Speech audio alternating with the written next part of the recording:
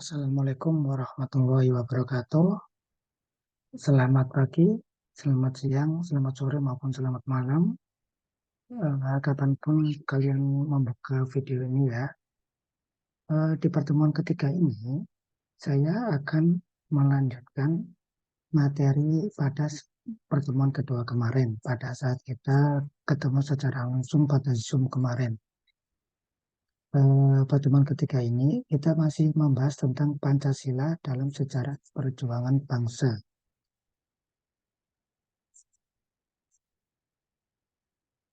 Oke, tetapi tujuan pembelajaran ini diharapkan mahasiswa memahami sejarah Indonesia pada Kerajaan Majapahit dan Sriwijaya. Terus mahasiswa diharapkan dapat memahami nilai-nilai Pancasila yang terkandung atau yang terdapat pada masa Kerajaan Majapahit dan Kerajaan Sriwijaya. Oke, sebelum kita memasuki penjelasan tentang Majapahit, Kerajaan Majapahit dan Kerajaan Sriwijaya, kita akan membahas tentang pengertian sejarah itu sendiri. Filsuf Yunani yang pertama Zero, pada beliau lahir pada tahun 306 dan meninggal pada tahun 43 sebelum Masehi, itu mengungkapkan Historia Vitae Magistra yang bermakna sejarah memberikan kearifan. Pengertian yang lebih umum yaitu sejarah merupakan kehidupan, merupakan guru kehidupan. Jadi sejarah itu sangat penting bagi kehidupan kita. Dengan kita mempelajari sejarah, kita mengetahui tentang kegiatan atau kegiatan-kegiatan pada masa lampau. Jadi kita bisa mempelajari hal-hal positif maupun hal-hal negatif. Apabila itu hal positif bisa kita tiru, sedangkan hal negatif bisa kita cegah. Seperti itu ya. Oke, di sini nilai-nilai Pancasila dalam sejarah perjuangan bangsa itu dibagi menjadi 3 bagian. Tapi hari ini, dalam video ini tepatnya, kita hanya membahas tentang zaman Sriwijaya dan zaman Majapahit. Negara kebangsaan di Indonesia itu terbentuk menjadi 3 tahap. Yang pertama zaman Sriwijaya dari tahun 600 sampai 1400. Yang kedua zaman Majapahit yaitu 1293 sampai 1525. Yang berikutnya adalah zaman Indonesia Merdeka. Oke. Yang pertama zaman Sriwijaya dari tahun 600 sampai 1400 Masehi. Ini umurnya lumayan panjang ya. Masa kerajaannya itu lumayan panjang, sekitar 8 abad atau 800 tahun. Nah, ini ada penjelasan sedikit tentang Kerajaan Sriwijaya. Itu bisa kalian baca nanti ya. Oke. Kerajaan Sriwijaya itu berdiri pada abad ke-7 di bawah kekuasaan Wangsa Sailendra. Kerajaan Sriwijaya merupakan kerajaan maritim yang mengandalkan kekuatan lautnya. Kunci-kunci lalu lintas laut di sebelah barat dikuasainya seperti Selat Sunda dan Selat Malaka. Kerajaan Sriwijaya merupakan kerajaan besar yang cukup disegani di kawasan Asia Selatan. Perlu kalian ketahui, kerajaan Sriwijaya ini terdapat di Sumatera, di Pulau Sumatera. Pusatnya terdapat di Provinsi Sumatera Selatan. Jadi, tepatnya di Kota Palembang ya. Di Kota Palembang ini dulunya itu merupakan kota pelabuhan, salah satu kota pelabuhan di Nusantara. Mereka itu merupakan kota yang maju. Majunya di sini dikarenakan terdapat kunci-kunci lalu lintas laut. Jadi dari negara mana datang untuk melakukan perdagangan di kota tersebut, sehingga negara itu atau kerajaan Sriwijaya pada saat itu menjadi kerajaan yang maju seperti itu. Kerajaan Sriwijaya mempersatukan pedagang, pengrajin, dan pegawai raja yang disebut dengan Tuha Anfatat Fora sebagai pengawas dan pengumpul semacam koperasi. sehingga rakyat mudah untuk memasarkan barang dagangnya. Kerajaan Sriwijaya itu mengembangkan tata negara dan tata pemerintahan yang mampu menciptakan peraturan-peraturan yang ditaati oleh rakyatnya. Wah, dari sini kita bisa mempelajari ya bahwa semacam koperasi itu sudah dibentuk pada masa Kerajaan Sriwijaya. Koperasi itu sangat membantu UMKM. Meskipun zaman sekarang ya, koperasi itu sangat membantu kalangan orang yang menengah ekonomi menengah ke bawah. Seperti itu. Bisa kita ambil hikmahnya seperti itu ya. Oke, ini ada nilai-nilai sila-sila Pancasila pada masa Kerajaan Sriwijaya. Pertama, sila pertama ya. Sila pertama yaitu ketuhanan yang Maha Esa. Itu terwujud dengan adanya agama Buddha dan agama Hindu itu berdampingan secara damai. Pada Kerajaan Sriwijaya terdapat pusat kegiatan pembinaan dan pengembangan agama Buddha. Oh ya, perlu diketahui, pada masa Kerajaan Sriwijaya itu Islam belum masuk di Nusantara. Jadi yang agama yang dominan pada Kerajaan Sriwijaya ini adalah Hindu dan Buddha. Mereka hidup berdampingan, tidak ada yang namanya pertengkaran antar agama, peperangan antar agama itu tidak ada. Mereka bersatu. Jadi mereka itu dengan damai seperti itu ya, berdampingan dan lain-lain seperti itu. Terus sila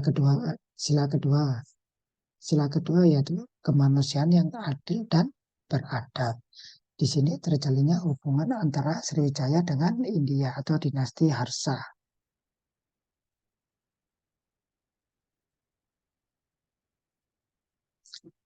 Pengiriman Dharma Buddha untuk belajar di India telah tumbuh nilai-nilai politik luar negeri dan yang bebas dan aktif. Jadi pada masa itu orang-orang Sriwijaya maupun orang-orang India itu mereka sudah kayak pertukaran siswa kayak gitu ya. Jadi pemuda di Sriwijaya, pemuda-pemudi pada masa kerajaan Sriwijaya itu sudah dikirim untuk belajar di India. Jadi mereka itu belajar berbagai macam ya, entah itu agama, ilmu pengetahuan, teknologi ini ya, teknologi zaman itu ya, bukan zaman sekarang, pengobatan dan lain-lain.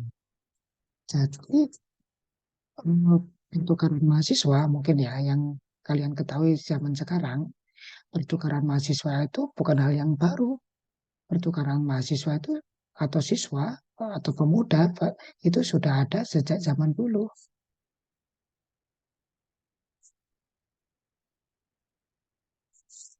Oke, selanjutnya adalah sila ketiga, yaitu sila persatuan Indonesia.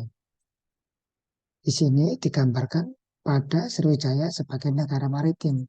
Sriwijaya telah menerapkan konsep negara kepulauan sesuai dengan konsepsi wawasan Nusantara. Jadi cakupannya Sriwijaya itu tidak hanya Pulau Sumatera ya, tapi agak meluas ke samping-sampingnya. Cuman pusat pemerintahannya itu ada di Sumatera Selatan. Mereka itu berusaha menyatukan Nusantara, tetapi belum bisa menyatukan secara keseluruhan ya. Cuman mereka di wilayah kekuasaannya, mereka sudah menerapkan persatuan. Jadi tidak memandang ras, suku maupun daya mereka karena sudah satu kesatuan dalam kerajaan Sriwijaya. Berikutnya sila keempat yaitu sila kerakyatan yang dipimpin oleh hikmat kebijaksanaan dalam permusyawaratan perwakilan. Di sini dalam kerajaan Sriwijaya itu dilihatkan bahwa Sriwijaya telah memiliki kedaulatan yang sangat luas meliputi Siam sampai semenanjung Melayu yaitu sekarang Indonesia.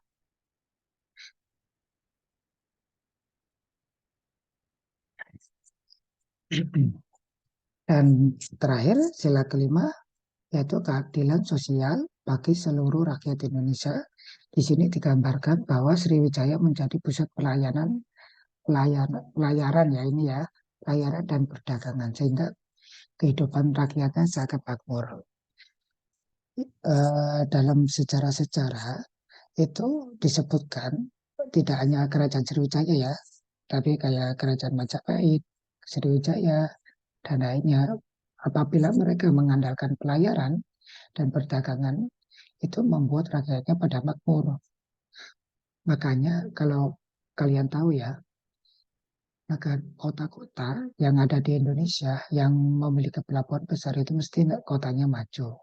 Nah, itu sudah tergambarkan sudah sejak zaman dulu. Karena apabila kota yang memiliki pelabuhan itu pasti akan melakukan pasti ada perdagangan. Mungkin perdagangan dikirim ke luar kota, dikirim ke luar negeri, maupun datang dari luar negeri, dari luar kota, bahkan dari luar negeri seperti itu. Itu ya. Oke, selanjutnya Kerajaan Majapahit. Ini pada tahun 1293 sampai 1525. Nah, ini ada gambarnya Gajah Mada atau Gajah Mada. Ya, Kerajaan Majapahit itu berdiri tahun 1293 Masehi. Masa keemasannya pada pemerintahan Raja Hayam Wuruk dengan Mahapati Gajah Mada.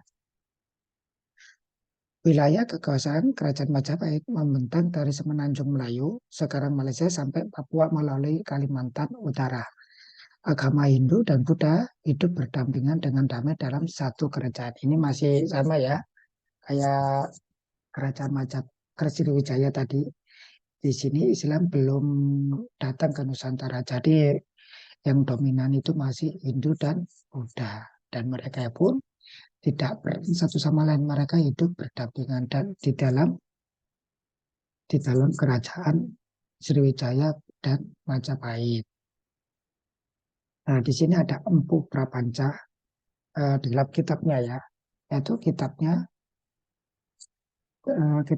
yang nama kitabnya adalah Negara Kertagama. Itu ditulis pada 1365 dan di kitab tersebut terdapat istilah Pancasila. Sedangkan Empu Tantular menulis buku Sutasoma yang terdapat Saloka Persatuan Nasional yaitu Bhinneka Tunggal Ika. Mungkin kalian sering ya, mendengar istilah kitab Sutasoma itu sering.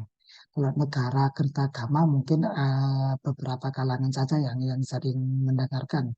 Tapi kalau Sutasoma pasti di kalian ini sering mendengar kitab tentang Sutasoma ini. Terus Saloka Bhinneka Tunggal Ika itu dipetik dari kitab Sutasoma atau Puru Dasanta dalam bahasa Jawa kuno Kubahan Empu Tatular. Oke, pasti kalian tahu ya Bhinneka Tunggal Ika itu apa? Bhinneka Tunggal Ika itu artinya kan berbeda-beda tetapi tetap satu juga. Nah, di sini ada petikan dari kitab Sutasoma.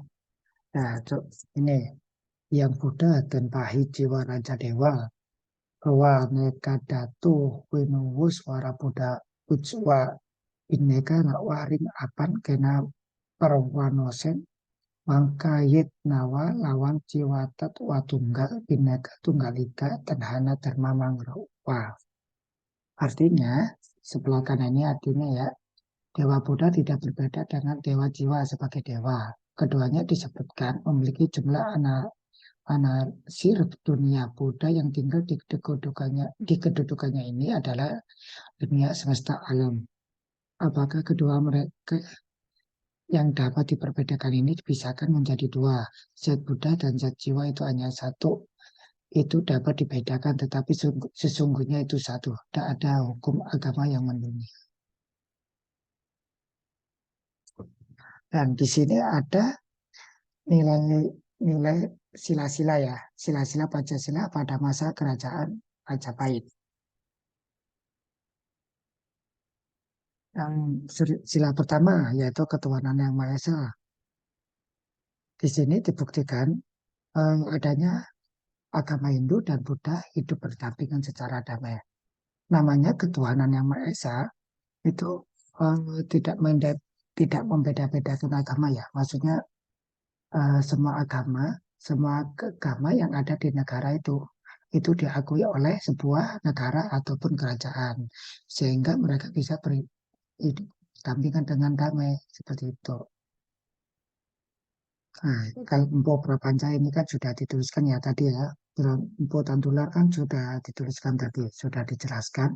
Tapi bisa lagi ya, bisa saya jelaskan lagi. Jadi Empu Prapanca itu menulis negara Kertagama pada tahun 1365 yang di dalamnya terdapat istilah Pancasila.